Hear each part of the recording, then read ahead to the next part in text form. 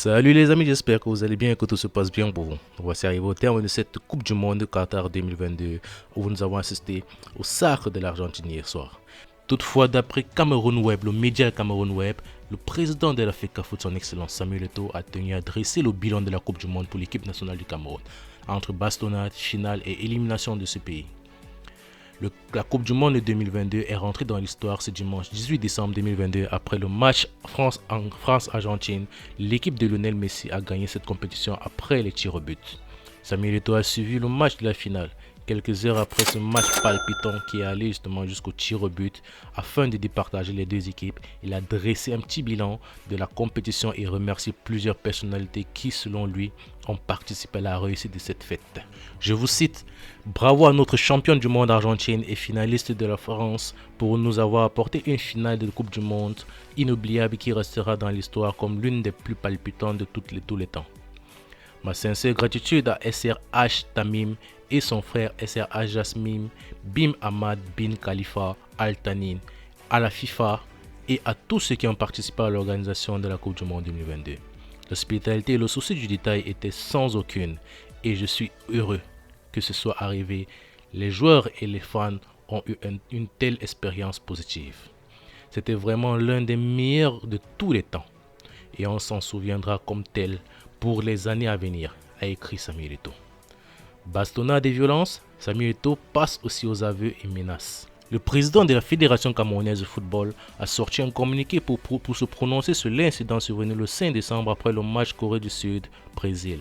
Samuel Eto'o présente ses excuses uniquement au public. Il reconnaît avoir perdu son sang-froid.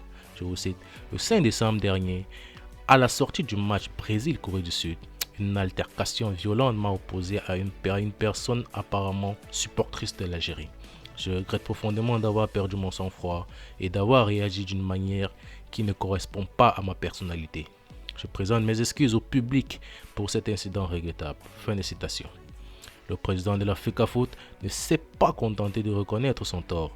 Il se présente dans cette affaire comme la victime, évoquant les harcèlements dont il est victime depuis l'élimination de l'Algérie pour le mondial Qatar 2022. Je vous cite: je m'engage à continuer de résister aux provocations incessantes et aux harcèlements quotidiens de certains supporters algériens.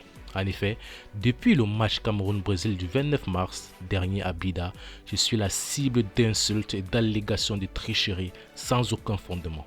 Pendant cette Coupe du Monde, les supporters camerounais ont été harcelés et importunés par des Algériens sur le même sujet, précise-t-il. Fin de citation. Samuel Eto'o saisit ainsi l'occasion pour inviter les autorités algériennes à prendre leurs responsabilités et n'exclut pas la possibilité que cette rivalité entre supporters algériens et camerounais crée un drame bien plus grave.